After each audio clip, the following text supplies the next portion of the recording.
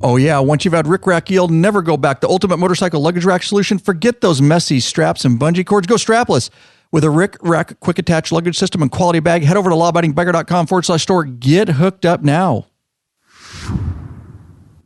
Did you hear about this there, Rick? Yes, I did. We just want to announce it because it is time sensitive. Why don't you announce it?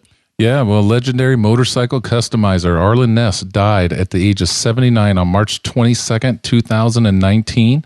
A lot of people know him as one of the very first guys. He was one of the first guys that really started getting us into the motorcycle and accessories. When I first got my Harley, you would open up those magazines, J&P Cycles, Custom Dynamics, any of Custom Chrome, and you would see his stuff in there. Him and Indian Larry and a lot of the different stuff. A lot of those guys have started passing. So, right now you're riding every day, bud. So glad to see it. His son, Corey, I believe his name is Corey, is still doing a lot of the stuff. I know that they started venturing into the victories and some of the Indian performance stuff along with some other builders and stuff. So he made a lot of, Arlen made a lot of the, well, he was the face of victory, right? He was making a lot of parts for it. He was, Arlen Ness, they kind of did the first stuff for victory. I mean, obviously they did the Harley stuff and they were kind of involved in that. And then they were some of the first ones to kind of dive into that victory. And they did the Arlen Ness custom bikes for victory and stuff like that. So pretty cool. Legend, man. Really a legend, and did a lot of great work and attention to the motorcycle industry. So definitely, I agree. And thanks for bringing it back. Remember opening up the magazines and Arlen Ness this and You'd pay $5 for a custom chrome at the beginning of the year, or if you could be lucky enough to get a free one, and you'd spend all weekend going through trying to pick out circling or dog earing the page, what you were going to try and get for the year before the interwebs, when magazines were still relevant. Yes. Yeah, no doubt, man, no doubt. Nicely said. R.I.P. Arlen Ness. Hey, Bikeaholics, Zero 3D has a wide variety of innovative products for your Harley-Davidson and brand new line for your Honda Goldwing named Gold Strike. Affordable chrome lighting and comfort products and CAN bus made simple with plug-and-play lighting systems. Head over to lawabidingbiker.com/store. Check out our full line of Zero 3D products. Get over there now. You ready to do this? Let's do it. We got a special guest on the mic today. We do. Keep them in suspense. Welcome back, you freaking Bikeaholics. This is the podcast for the motorcycle majority, the Big MM, also known as the 99%. Large and in charge of the motorcycle scene more than any time in history. You better believe that. By listening to this very podcast, you are part of what we call the motorcycle majority, the biker revolution, nation, world, hashtag ever, biker law-abiding revolution. Biker revolution. That's what he meant. There you go, biker revolution. That's right. We do have one question for you before we get started. What are you waiting for, Bikeaholics? Mount up and let us take you on another sexy ass ride. Yeah, there you go. You heard it. Y'all know that voice. Dang right. Big Daddy Kane in the house. Yeah, we got to keep big stepping, people. Let's do it. Nice. It's good to have you back in the studio, brother. And we do have a special guest. I'm not going to introduce him yet. That's what we do, dude. We're just keeping you in suspense, but we want to talk real quick, open this up with kind of what we're going to talk about. But here is what I wanted to mention real quick. We always tell you guys about a new free video that we released on the YouTube channel, which is still blowing up, guys. Get over there. Make sure you hit subscribe, share it around.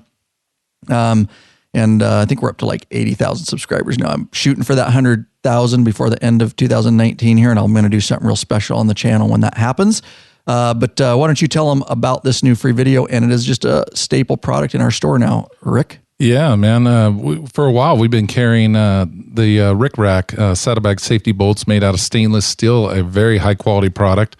In fact, we had a recent price drop on them due to some availabilities with Rick Rack. We were able to do that.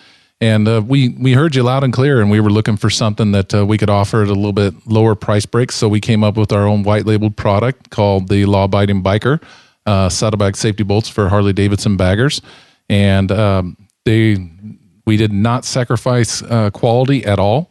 They are not stainless steel completely through. We use a high quality polymer handle on it, but they are just as secure. They lock down your bags really well, and the price break is absolutely fantastic at $29.95. And we are just blowing through them. And thank you so much. We appreciate all your business, and they work great. And you can get that video right from our site. And all you got to do is you can go to our website, which is, of course, lawabidingbiker.com, and you can search for saddlebag safety bolts, and you'll find all of our videos there on that. Or you can go to /affordable-harley-saddlebag-safety-bolts. Yep, nice. And, obviously one of the big deals about that, and you'll see it in the video, guys, is we all know that Harley over the years has had problems, in fact, recalls, with those saddlebag safety bolts. If you lose a bag going down the road, especially if you ride in groups, that can be a fatal accident if you're riding tight in groups and your bag comes off. So, not to mention another car having to swerve for it and, a family rolling over or something like that. So it is important, and that saddlebag safety and keeping those things on there. And we did, like Rick said, wanted to bring you guys a cheaper version of it. We still have our stainless steel, like he says. If you want to go for the upper model, they are super, super high quality. And but these are, we're just getting nothing but rave reviews in the store with these things because we were able to bring the price point down. And like he said, they're still high quality. The video goes over it all. I don't want to dwell on it too much, but we appreciate the support, and it's a stamped law-abiding biker product, right? Yeah, and let's face it. I mean, the original pins and the pre-14 units, those pins were a pain. When did they didn't come out? Those were 17, I think. So even 17. So even pre-17. Yeah, pre-17, those pins were a pain. Getting them in there, making sure they were locked Flimsy. in. And then, of course, with the springs, they had the recall on those where they had to replace that pin spring. And then even the new units, give it to Harley to replace those, and they needed to because of the recall, and they got sued, and there was some serious issues. But even the new units, although, they lock down and they screw in, and they're better than the old pin systems, but, they stick out. And if we do those long rides each year, and I'll tell you, the first year that we did that long ride when I had the 16 Road Glide before it got burned up in the fire, those levers stick out. And if you carry your stuff in a bag, your straps get caught on them because they stick out, and depending how you have them, because you can't have them up, so you either have to have them down or to the side, and they get caught. That's why I like our unit, because it's just a round wheel, and it seems to be a lot better, and people that are buying them are just raving about them, and I really like them. And I like the new unit, and I like the fact that I was one of the first ones to get one and test it, and I really enjoy it. Yep, nice, dude.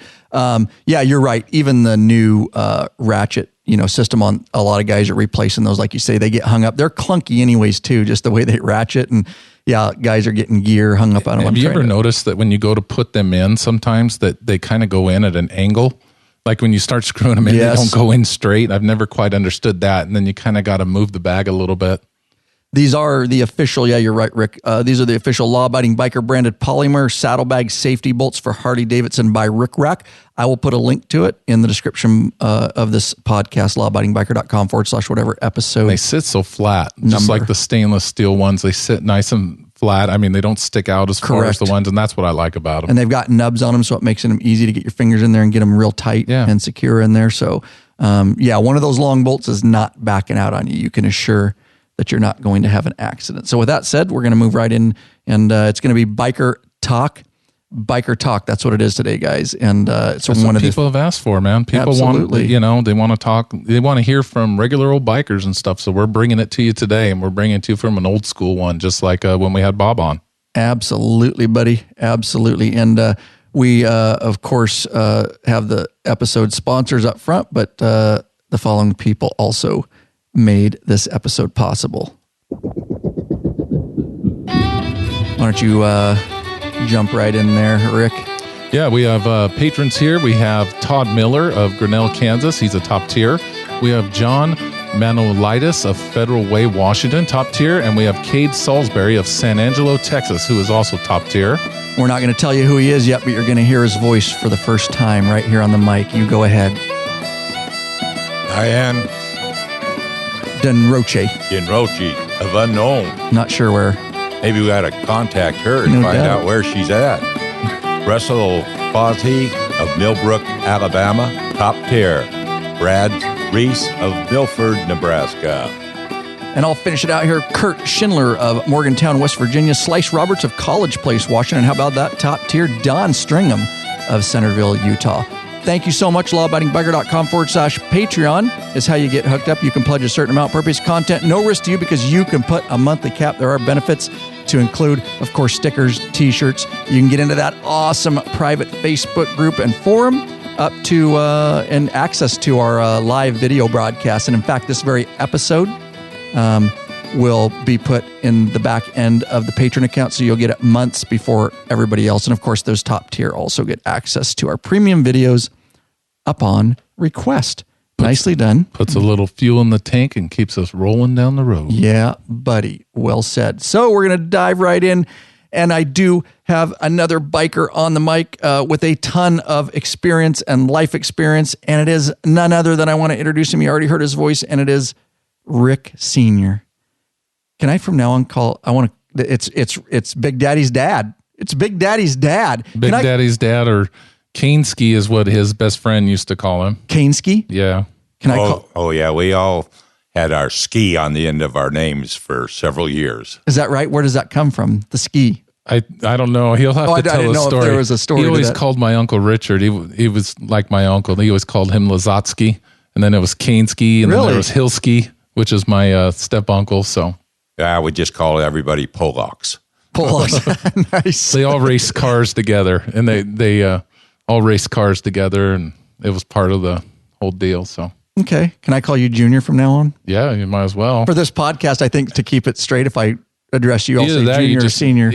Or either that, or you just do the same thing. Everybody else in the family, they just call me Ricky. Ricky. Okay, that's what we'll do. Yeah. We'll just say Ricky or Rick. Right. All right. Nice. Nice, dude. So Rick squared in here. Anyways, ton of experience. And why don't you just dive in and tell just...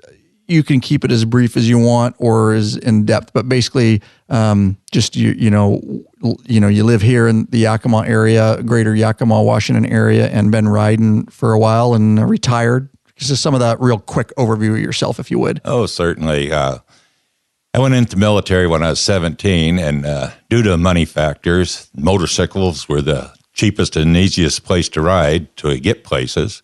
And when you're living down in Kentucky, you got to get places, and started riding bikes in, and continued doing that all through my military service.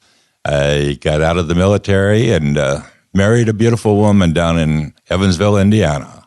We had several years together. Several years? Yes, several years. She's deceased now. That's Ricky's mom, and I know he still misses her as I do. But getting back to the biker talk. Been a biker since 17 years old. I've owned several different bikes. I've owned Suzukis. I've owned Hondas. I've owned Yamahas. The Yamahas were dirt bikes, and I played with them for a few years till I got too old to handle them in that dirt. Yeah. But, so I basically went on to road bikes and ended up with a Harley when I had enough money to buy one. Mm-hmm. That's usually how that works. Yeah. So, and been riding Harleys ever since. So, I just turned 74 years old. And so I bought me a new trike. And it is fun to ride. A little bit different from the two-wheelers, but you're still in the wind. And that's the way I would like to keep it. So, and Ryan and my son was good enough for me today to put a bike luggage rack on the back, and we used the Rick Rack bag and locks on it, and it come out great. I've got more space to carry stuff in than I ever dreamed of. So nice. I want to break that down a little bit too as we dive in. So let's do this. First of all, I got to respect a guy that still says motorcycle. That's the shit, Rick. Ricky, that's the shit. He's got to turn off his phone. I know, that's all right.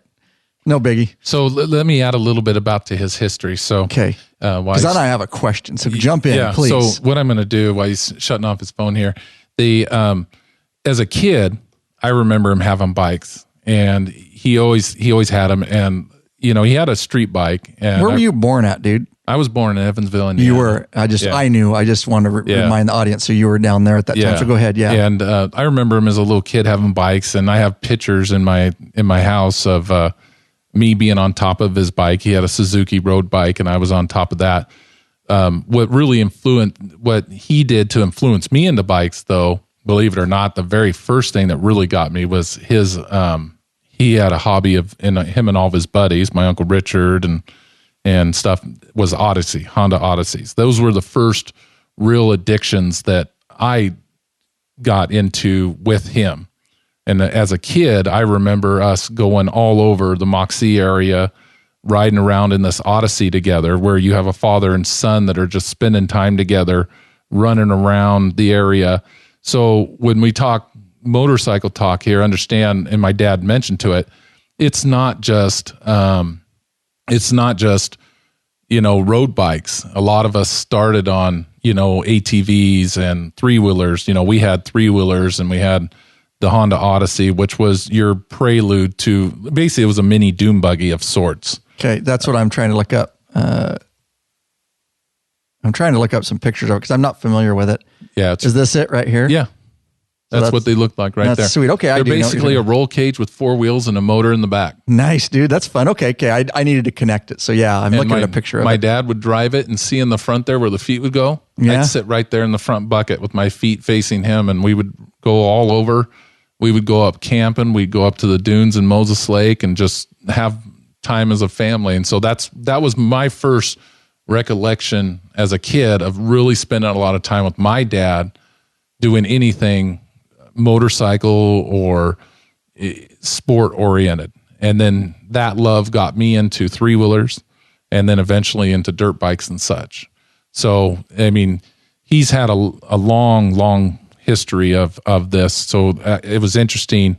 I'm glad that he mentioned the dirt bikes and all that history, because there's a lot of people. I know, like Doug Rogers, one of our patrons from Seattle, he has a Harley and has down in Arizona, and then he has his bike up here, and then he's also doing those Buells up in Seattle he's redoing, but he does dirt bikes too, and it's kind of neat when these guys post that stuff on the patron site, that their history regarding dirt bikes and ATVs and stuff like that as well.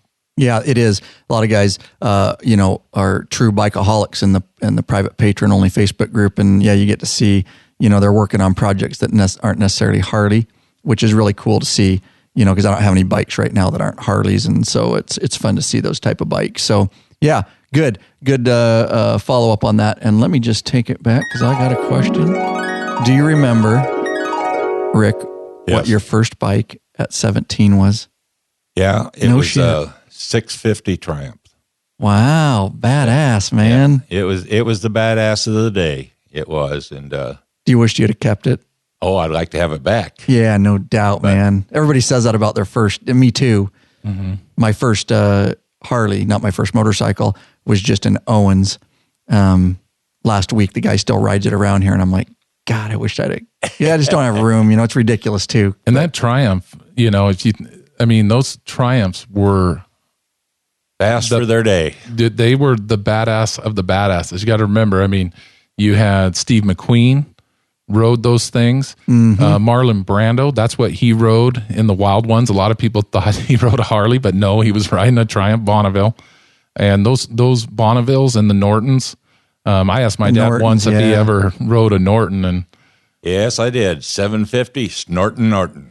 Yeah, bring it up. There you go. Yeah. That's what you called the 750 Norton. Yes, it was a badass bike at the time. Yeah, that's so cool. Yeah. Very cool. So how long do you think you had the Triumph? Triumph I sold when I got out of the military. How long were you in the military? I was in there for 3 years and 3 years of non. So I have 6 years into the military. Gotcha. But I met Rick's mom, and I married her, and she wasn't too happy with me riding it, so I traded it off and got me a dirt bike. And she thought that was okay till I took a couple spills on it. Yeah, you're going down if you're on a dirt bike. It's just... Yes, I know. And then I went back to Suzuki 500, and from there on out, it was all Harley after that. Okay. So when you transition into Harley, do you take it back again? Do you remember what your first Harley was? I'm making you think here, He man. still has it. I didn't know that. FXDL. He does. Why didn't I? That's interesting. Good to learn. FXDL. Yeah, he had the Suzuki. That's the picture that I have that's sitting on it. And then he got the Yamaha Virago. He had a Yamaha Virago. Nice. 1984 Yamaha Virago 700 that he rode for years back and forth to Hanford. The Virago, dude. Nice. It's a badass bike. Dude, Indian John had one. Yeah. The Virago, remember? And he sold that to my Uncle Richard. And then he bought his Harley in 99. And back then, you'd have to order your Harleys a year in advance. And then, of course, they would raise the price enormously. So me and him found a dealership in Gillette, Wyoming that would sell it at MSRP, but you had to buy $1,000 worth of parts. So him and I together went through the parts catalog and picked out some saddlebags, a windshield and stuff. And then him and his friend drove back to Gillette, Wyoming, and they picked up that 99 Dyna and brought it back. And he still has it sitting in his garage now. And I, about once every couple of years, I'll go over or he'll bring it down and I'll clean it up for him. And that'll probably be, when he passes, I'll probably turn that into a full-on custom bike. But that'll be something like in remembrance. I don't want to do it now. It'll be something that we'll do like as a lab project where we'll strip it all down. We'll film like a whole thing over a winter where we'll film it, we'll strip it down, we'll build it back up, and it'll be a full-on custom bike. You know, we'll do something with it just because we can. Yeah, dude, that's cool. Because there's no reason to sell it, of course. Right. When's the last time you fired that thing? He rides it still. I still ride it. So good. You keep her, just let her rot. Get it lubricated every once in a while. Oh, yeah. She needs to be lubed once in a while. Mm-hmm. Every good bike does. So tell me this. What brought you to this area, to the Yakima area at some point? I was born and raised here. Yep. I went in the military, married Rick's mom in Indiana, and stayed there, and stayed there for several years. In fact, Rick was born back there. Yep. And so you came back home, basically. Yes, I did. I was home visiting my mom, which she still lived here, and got offered a job down at Hanford. So okay, yep. Which people that don't know is about 40 minutes away from us right here, Hanford. Right. Yep. Mm-hmm.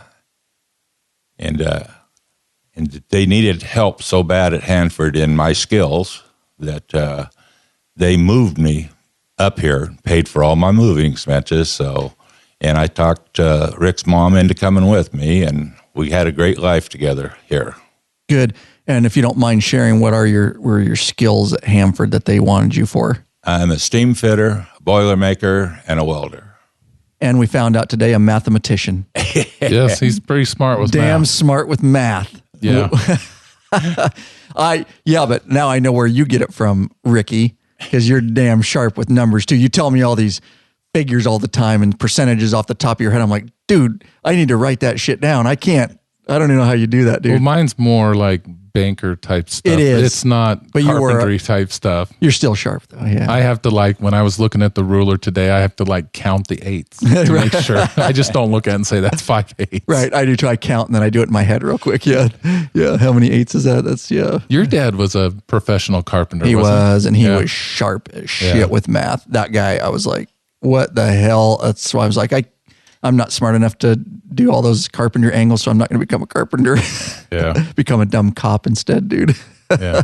I tell you what, I remember when I first started being in law enforcement, I used to laugh and say a monkey could do this job, but now it's getting so technical that dude, I sometimes just miss my jockey box and just taking the call. Looking at a map book, it's getting to be too complicated. You're not kidding, dude. It's a lot to balance. It is a very, very technical field. Yeah, it really is. So one thing that one of the bikes that Dad left out was he's had a few spills. Obviously, I want to talk about some of those and any serious ones. But yeah, go ahead. Yeah, and his worst wreck was I think he on his Dyna, which was rebuilt, where he messed up his ankle and he rebuilt the Dyna because of that. And then he got himself an Electric Glide Classic, and we actually rode to Vegas together over a couple days on that bike. And I think that's where he got his, at least I felt like it. We got our real love of traveling together, long distance traveling together. We rode to Vegas together, and we both had Electric Glide Classics, and that was a fun trip for us as a father and son. And, we both had red bikes, and we rode down there together and stuff. And that bike eventually, he didn't wreck it. He got crashed into by somebody who didn't have a license and such. And we won't go into the political aspects of that, but that bike ended up getting wrecked. So he went for several years of just having the Dyna. So this trike is a big deal for him because, he's been riding this Dyna now for 3-4 years? Well, the Dyna I've been riding since 99 off and on. No, I mean, since the red bike was wrecked by that guy. The Electra? Yeah, the Electric Glide. I got run over on it by somebody coming out of alleyway when he shouldn't have been. But we don't need to talk about that too much. I still have bad memories. Yeah. It broke his pelvis. He was in a assisted living home for 6 months. Luckily, YPD officers were really good. They found the guy. They called me and told me where he was at. They initially didn't think it was as bad as it was, and he had swelling of blood. They found out they broke the pelvis in the front and the back, so they had to airlift him to Seattle. So he was immobilized for 6 months. Really kind of messed him up. Yeah, so, I remember talking about all this, and it really was a bad wreck. Yeah, and so after that, he just couldn't get on a big bike like that anymore. So this trike is a real new beginning. And when he called me and said, I found this trike, what do you think? And I said, if I were you, I'd buy it. If you have the money, buy it. You can't take it with you. And if you can ride this back and forth to play cards every day, even if it's just rolling up Nob Hill Boulevard to go play cards and you take it back home, it's fun. Your knees are in the breeze. Yeah, and he got a good deal. He got a fantastic deal on it. So, I mean, more power to him. And, so I'm looking forward to seeing him enjoy it and doing some local rides and stuff on it. But it's still hard for him because he still has to deal with the pain from the wreck. So even sitting on that for extended periods, even though it's a recliner with 3 wheels, there's still a lot of pain of long time sitting, I'm sure, and I'm sure he can elaborate on that far more than I can. Well, I'm good for 300 to 400 miles, and then that's about it for me in the day anymore. I guess I could push it to 5 if I really wanted to. But at my age, I don't want to push it any more than I have to. I hear you, and I do want to dive a little bit deeper into the trike and some of that stuff, and then I still want to follow up on some of your history and all that. But Sure. We definitely want to take time and thank these guys for helping make this possible. You want to take it, Ricky? Yeah. Hey, bikeaholics, you searching for new and exciting motorcycle products? 03D has just what you're looking for. Check out the wide variety of innovative products from Harley-Davidson and Honda Goldwing motorcycles. 03D's got your back with chrome and black parts, lighting, and comfort products. No modifying, cutting, grinding, or welding for an easy installation. That equals less time installing and more time riding. 03D has a design team with over 40 years experience with a passion for design and innovation. CAN Bus, made simple with plug-and-play lighting systems. They pride themselves on great customer service. You got a question? Get in touch with them via email at sales@03d.com or give them a call at 715-808-0027. Check at your local Harley or Honda dealership and ask for Ciro or Gold Strike parts. A new leader has emerged, so check out 03D's line of Gold Strikes for Hondas and Goldwings. Help support us and head over to our store, lawabidingbiker.com/store, and check out our full line of 03D products. And I will tell you, we sell a lot of them because they're good quality and we believe in them.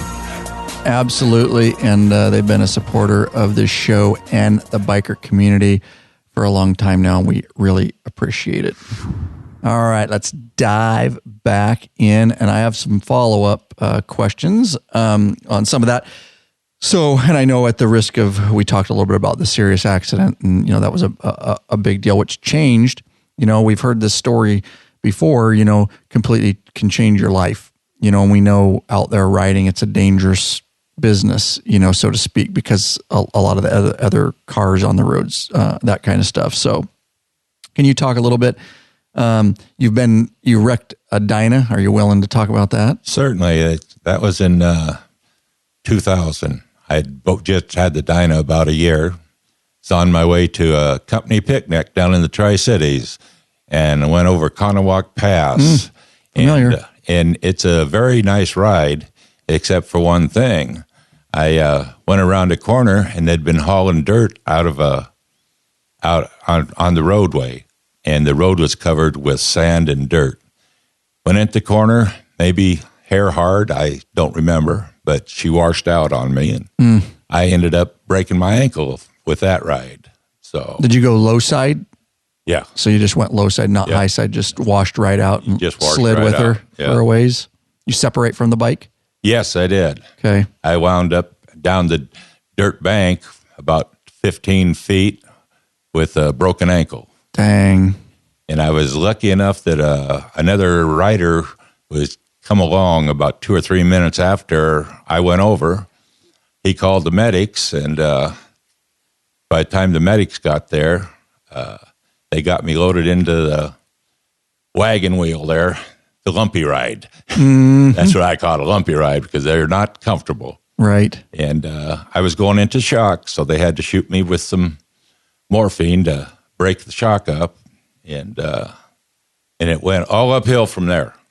Had good doctors, took care of me, and I was very, very lucky. So, and I think God was just not ready for me yet. Yep. I've had a high side collision where, dang. So what happened to the old bike on that one? Did you fix her up? Yes, obviously. Yes, I did. Did you have it? I had it totally rebuilt, and I still sitting in my garage, and I still ride her. She's a remembrance to me. So Who rebuilt it? Owens did. Okay, so you took it in and they fixed it up for you. Yeah. Did you do any mods at that time to it, or just rebuild it the way it was? No, added a few of the newer stuff on it. Yeah. Or put a better tank on it. When I got it, it didn't have the tachometer, so I added a tachometer to it. So and they did a real good job because I'm still riding it 20 years later. So it's awesome. I don't know that I've ever seen that bike, but I'll have to take a look at it one of these days. He took it. I think Maybe you've I did. seen it once. He rode with us up to Roslyn one time. If you went on that ride, and I'm getting old, dude. Yeah. CRS, can't remember shit. Yeah. So you have to remind me half the stuff I'm supposed to remember. I know. And then what I forget that I'm supposed to remember, tell you you. have to remind me. Together, we remember shit. Yeah. But I'll tell you. always good to have a partner to remind you. Correct. Yes. Yeah. And that's getting frequent with me, I'll tell you what. Good. Okay. So what else do we want to talk about? The biker history and experience, or words of wisdom to all these riders out there. I do have some other stuff we can move into, but I'd like to have him just kind of, you tell us, what has he seen the difference in the technology of the bikes from the past, and whether it's good or bad. Does he long for the ways it used to be, or now, like riding those old Nortons and Triumphs and versus today? I mean, are the bikes better now because of the technology, or do you kind of wish that it was, because now they're redoing the Triumphs, and they're built like the old Triumphs, but obviously they have new fuel injected motors, but they look like the old ones. And Nortons, now there's a company that's now taking old Nortons and rebuilding them, and of course there's a price tag associated with that. But like, what's your thoughts regarding riding back then versus now? Well, I was a lot younger back then, and I could handle the bikes a little bit easier then than I can anymore. And I really like the new technology on the new bikes because of the new suspensions, and they corner a lot better. I think they've went to a little bit lower gravity force, and I believe the newer bikes are better than the old ones. Not that there was anything wrong with the old ones, but the technology did help. So did you, your old Triumph, I assume you were kickstarting that biatch? Yes, I was. Yeah. Do you miss that? No, not at all. It looks cool as hell, but it's just a bitch. You see, one of my buddies who lives close to me is a police officer, and he had the old Triumph, and he was a little guy like me, and he would have to stand up on that thing with like 2 feet and just jump and try to turn that thing over. So it's funny to watch. Well, the old bikes. I had a friend that had an old Harley 45, and it was all kickstart. That's the only way you could get her started, and you had to advance the timing on it to get it to start. If you forgot to advance the timing and you left it retarded, it would throw you over the windshield. Yeah. See, I've heard that before too. Isn't that funny? Yeah. Did you ever do that? Yes, I did. Personal experience? Yes, I did. Yeah. Nice. What? Anything else, Ricky? Follow up on that? No. I think one thing that him and I have spoken about is, as you get older, you want to find ways to continue to try and enjoy your life. And you don't want to necessarily think you have to give up on certain things. And Ryan, you and I have both seen emails from people that they're not patrons, but they'll send us emails and say, hey, I don't ride anymore because of illness, or I don't ride anymore because of age, but I wish I did. And I love your videos because they kind of just keep me, or I love your podcast because they kind of make me feel like I'm still in a way out there. Mm-hmm. And so when I see those emails and I was first part of this organization, I was thinking, hey, that's pretty cool.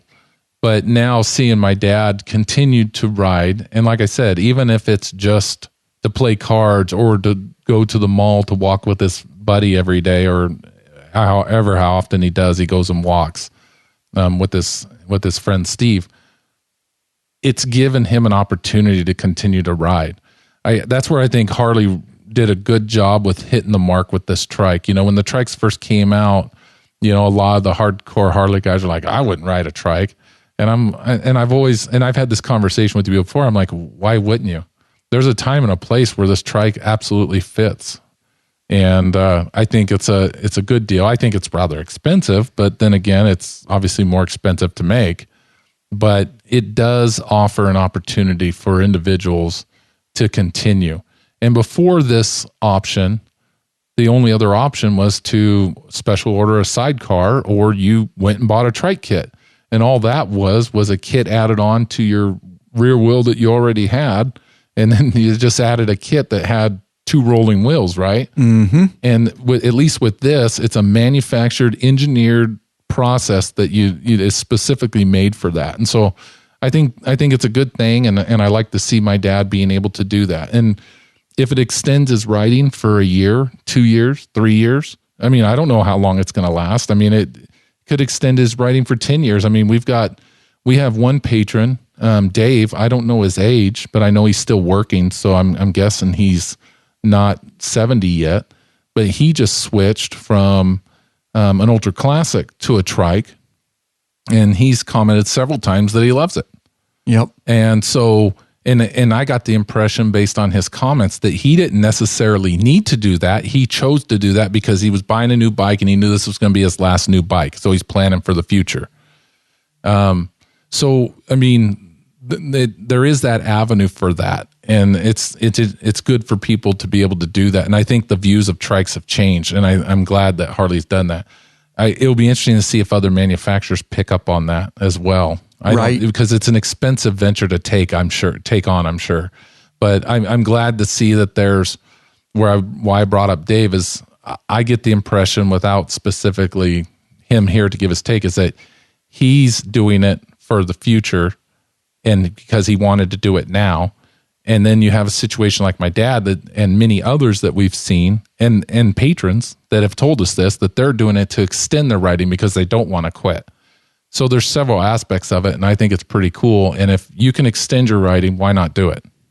Well said. And I do want to dive into that a little deeper. And like you said earlier, all of us, we get asked a lot, because trikes are getting more popular. You're seeing more of the Harley trikes out a lot more. I've noticed since they're making them. And, we do want to do some videos on it. We'll talk about that in a minute. We did do a video today, but it's just hard to always get a hold of them because there's not as many of them out there. So with that said, let's do this real quick. And then we got some more awesome content for you guys. Are you searching for the easiest and quickest attachable luggage system for your motorcycle? Rick Rack has just what you're looking for. Forget all those frustrating straps and bungee cords that can come loose and slap your paint. Slap your paint. Check out one of Rick Rack's awesome quick attach strapless luggage systems. This father-son team designed something really special that you can't find anywhere else. Yep, these guys ride, so they truly understand the needs of bikers. The Rick Rack quick attach system is strong, durable, and secure with a lockable system. Also, check out their full line of quality touring bags to accompany your quick attach system. Once you use Rick Rack, you'll never go back. What are you waiting for, Bikeaholics? Head over to lawabidingbiker.com/store. Get hooked up now, because I guarantee Ricky sitting right here has them in stock. I saw him. I was down there last weekend or the weekend before, and I saw him in stock down there, and he's moving those things. Straight up moving them. In stock, and they are selling because they are quality. And they truly are, just like my dad said. He was not blowing any smoke, or like what President Trump said, this ain't bullshit. They really are a great product. They are quality, and they really do change the way that you tour. That rack, I finally 3 weeks ago installed mine on my Road Glide Special. I did the King 2 Tour Up version, and I'm just so impressed. I am so impressed. Of course, I've installed several with you guys. Right. But I finally put mine on that I had over the winter, and just that quick release system, so much better than just, mounting it to the luggage, just putting it on the luggage wrap and wrapping it around the back seat. Now I can actually put a second bag on the rear seat and stuff. So I'm pretty excited for this year's ride, having that extra bag. So nice, dude. Yes, it's so nice. It's so worth the money. And I'll tell you, our number one seller is the one that we just installed on Dad's and we did on Justin's, that the original and the Air Wing version for the trunks. That is our number one seller right now. And people are just giving us great feedback on it. They love it. It gives them a whole nother avenue, because those people are, you think that you have enough with 2 saddlebags and a trunk. Right. When you travel, you buy stuff. Correct. You have all your clothes packed up, nice and neat. Oh, I have plenty of space. Then you have dirty clothes, and you're like, where do I put my dirty clothes? Yep. Oh, I just bought new shirts. Oh, I just bought some knickknacks. I bought this. Next thing you know, you're like, I don't have enough room. And the Rick Rack system completely helps with that, where you can keep your dirty clothes in one saddlebag if you wanted to. You can turn around and have stuff that you purchase, new stuff in another, and you can use your trunk to store a helmet and stuff like that. Just opens up a new opportunity for that. And there's a reason why Shane sells the hell out of them at the rallies and stuff. And we're selling a bunch of them. So yeah, check them out. I guarantee you get one, you won't go back. Once you had Rick Rack, never go back. Yeah. And we just did a video not too long ago. You guys a lot of you have seen that on the Rick Rack for the full touring with the trunk. It's basically like it adds another storage trunk on top of a trunk. And what's better than that? And there's 2 versions. All the information's over in the store. The video's there in our store. And there's one for the regular Harley luggage rack. And then some guys switch, or some of the CVOs have the Air Wing rack, which is just a little bit different stock rack on top. And there's a Rick Rack system that's designed for that. All the information, very, very detailed, is over in our store. And you can get hooked up and figure out which one will work best for you. I run it on my Street Glide, of course. We've talked about that in the past. And it's so money when I'm on our long trips, because I have I'm trying to film. I'm trying to do a documentary film. I've got this and that. I've got to do the regular stuff. I've got to sleep and eat like everybody else. And it's just, I'm running and gunning for 7-10 days straight with very little sleep. And to be able to get to destination, throw my film gear pack on, and within less than 10 seconds, have that roller, Rick Rack off. I chose to mount a roller bag to it. And I can just go in the hotel and still be filming while I'm towing all that shit. It's quite a deal. So it's very beneficial for me. So let's talk about, so at some point, Ricky has already dove into it just a little bit. At some point, recently, you're thinking, I'm not physically able to run this regular motorcycle. I'm going to get a trike. Tell me about that process in your mind. Yeah, well, that process there is, I can still ride the 2-wheelers, but I just don't feel quite as comfortable on them as I used to. So I decided to go to a trike, and I'm not sorry that I have. And you might want to stay tuned for future episodes from Ryan, because he's going to go do a test ride on it and report to all of you how good it is. Yep. I'm excited about that, and I appreciate the opportunity. At some point, you guys listening, of course, on the YouTube channel, I'll be doing at some point, Rick has been nice enough to loan it to me for a little while, because I've never actually ridden one. I haven't spent a lot of time around them, so I'll probably do a test ride, report it on a podcast, but also do a YouTube video for you guys, a full, proper review and my thoughts on the trike. So, yeah. And so like we said, that keeps your knees in the breeze. If you want to listen, we have Cheyenne in the studio. If you just want to listen for right now, there's headphones right there. Feel free. You don't have to, but they are hot, and I'll turn them down just a little bit for you there.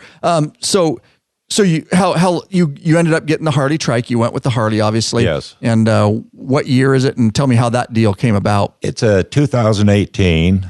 I bought it used. A man bought it right in front of me, had put 17 miles on it, and I don't know whether it scared him or whether it just wasn't the right bike for him. Anyway, I got a tremendous deal on it, and so I did save quite a bit of money than just buying one straight off the dealer. And he had co-signed it, basically. Yes. Right, and they were selling it for him. Yeah. Right. Did you trade anything in on it? No. Okay. Yeah. The only thing I had left is my Dyna. I was going to say. I don't want to get rid of it. Yep. No, don't get rid of that thing. No, we had that. Well, my son had bought a Road King several years ago, and then he sold it, and he was always sad that he sold it. And so it came back up for buying, so I bought it, and I rode it for a couple of years, and I liked the Road King, and I know my son always wanted it back. So being a good dad, I let him have it back. The only thing I'm sorry about that, I probably shouldn't have, because it burned up in the fire. Right, I know, man. Miss old R.I.P. Chola. Yeah, Chola. Oh, God, we still got good pictures of that bike and some videos. Yeah, I put a lot of money. That became the poster child of Lab for a while. Dude. To this day, people still send questions about that. I have old video of it that's never even been released on the YouTube channel, just because I never edited it up. You know me, I'm filming 1,000 times what I can edit up and get out. I got an email, I think 2 to 3 weeks ago, somebody asking about the EFI to carb conversion. I know. And they listened to that podcast and was trying to find the company. And I remember that. They were asking, they couldn't find that company anymore, and if I had any leads to another company. And I said, think Matt signed that email to you. I saw the email, and he signed it to you. I can't tell you. Yeah. I mean, I can tell you what the parts are, and you can try to find them. You can go buy them yourself. All he did was take parts and put them together, and he sold them as a kit. But right. Yeah, I remember that episode we did on that. So tell me this, Rick. So having a vast amount of riding experience over a lot of years, tell me your first things that ran through your mind when you got on that trike and rode it for the first time. What the hell did I buy this for? I've heard that before. Then 10 miles down the road, that ain't as bad as I thought it was going to be. And it's a good ride. And I hope you tune in when Ryan does a test ride on it. And he'll give you all the update, I'm sure. Yeah. One of the things you were speaking of today while we're filming is that cornering is just, if it says 45, just do 45 to be safe, because that's the one thing you'll tip that thing, right? That's where you're going to lose it at, in the corners, because it doesn't lay over like a normal Harley. But if the speed sign says 45, don't go over 50. Just a heads up. Good.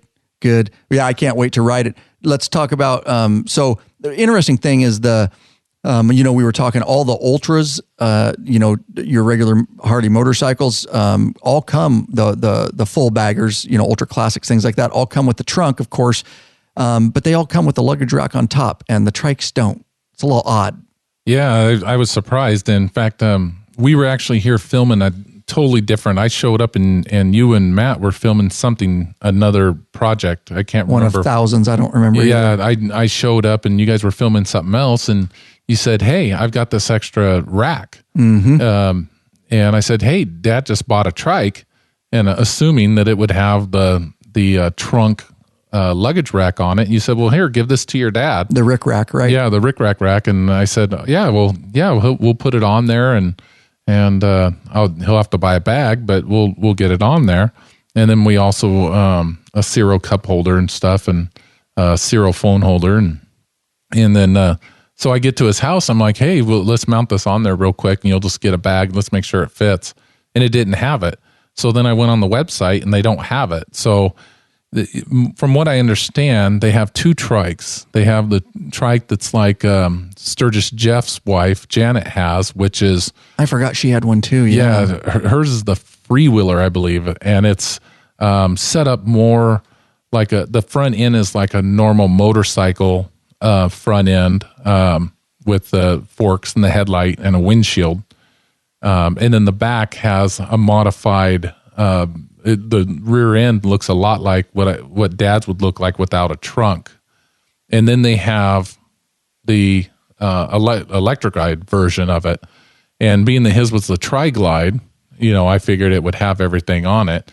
And his is the Tri-Glide Ultra, so I assumed the Ultra means that it would have all the same stuff, including that luggage rack, but it didn't. So I referred him to a company that we use quite often when we need Harley-Davidson parts that we order online, because they often offer a substantial discount and some free shipping, or sometimes we have to pay for shipping. So he ordered the luggage rack, and we installed that today. So there will be a video forthcoming for people, not only with the Tri-Glides Ultras, but any bike that you get, such as the regular Electric Glide Classics that don't come with the luggage rack. You'll be able to watch our video and you can see how we installed this luggage rack.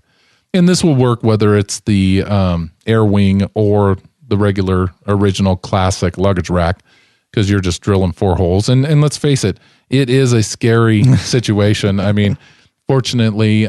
you were shaking and dripping sweat before you drilled that first hole today in your dad's trunk, dude. Sweat dripped down my balls. I was about ready to run to the wall crying. I was sweating all over, like I'd just run a marathon. But yeah, it's but I changed the directions a little bit, being that they just wanted 4 tabs of tape, and I decided to mask off a much larger area. And I've done that before.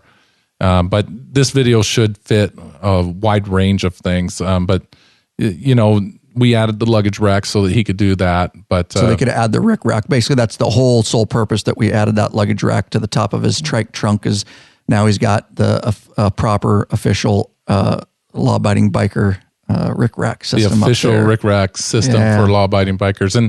And once we get this video done, I'm sure Ryan we can probably put that onto our Rick rack, the touring rack website. So the people that want to add the Rick rack to their Electric Glide Classic or their Tri-Glide, but are scared to because they're afraid to take that on, maybe they can watch our video and take that on, and then that way that will inspire them to buy the Rick rack as well. Absolutely. We'll embed it on the store listing. And we love our patrons. Of course, we want you to become a patron member. We want to get to know you better in the private Facebook group. We want to get benefits coming your way. But hey, if the only way you want to support us, which is just fine and we so much appreciate, is through a flat donation, you certainly can. I want to thank Michael Roberts of Walla Walla, Washington. The city's so great they had to name it twice. Walla Walla. Melvin Alveston and Kip Kyler of Olympia, Washington. Thank you so much. lawabidingbiker.com/donate is how they did that. It puts a little fuel in the Law-Abiding Biker gas tank so we can keep this thing rolling on down the road. So as we take it out here, any follow-up, Rick E. or Rick? No, I just can't wait to see your video when you test ride that thing. Yeah, I'm looking forward to it. Now the weather's getting better. Yes, so it is. Yeah, around here. Yeah, and for the viewers of the YouTube and for the listeners of the podcast, know that Ryan puts a lot of time and effort into those vlogs.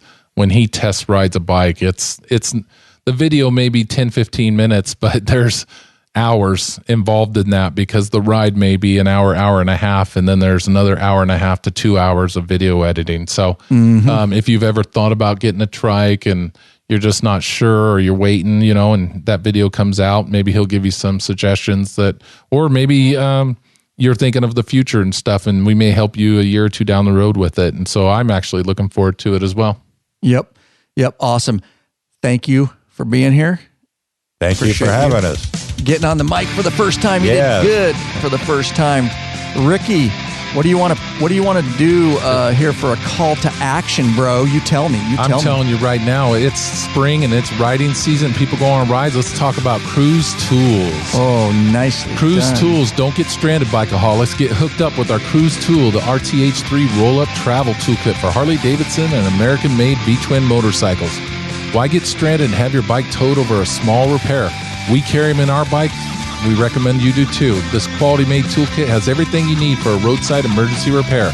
Tested and used by the law-abiding biker crew. Yep, it has our stamp of approval. Get it already. That's the Cruise Tool RT3 kit. We brought it right to the law-abiding biker store for you after we tested it, and we love it. Nothing but 5-star reviews. I just put 3 cases in the store, and they're ready to ship ASAP. And these are big sellers, and it's because we believe in them. And we think that the people that buy them, they absolutely love them.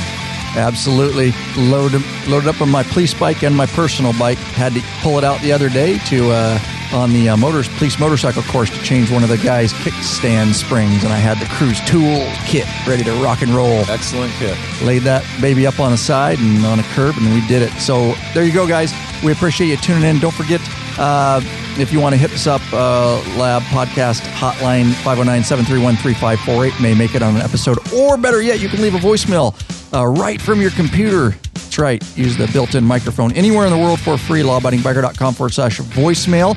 We've got some of those coming up in some future episodes. We've had some good audio feedback. So lawabidingbiker.com/contact. Of course, send us an email, all that kind of stuff. You all know how to get a hold of Rick E. down in the Law Abiding Biker store if you got questions, but a lot of information is on the product listings themselves, and we try to embed those videos. Last, if you can't support us financially right now, we get it. At least get over to iTunes or Stitcher Radio, wherever you listen, and pop us a 5-star review. That's right. And get the app. We have our own podcast app. Get Absolutely. that. It will automatically download for you, or you can download it and you can listen to it on the road. Well said.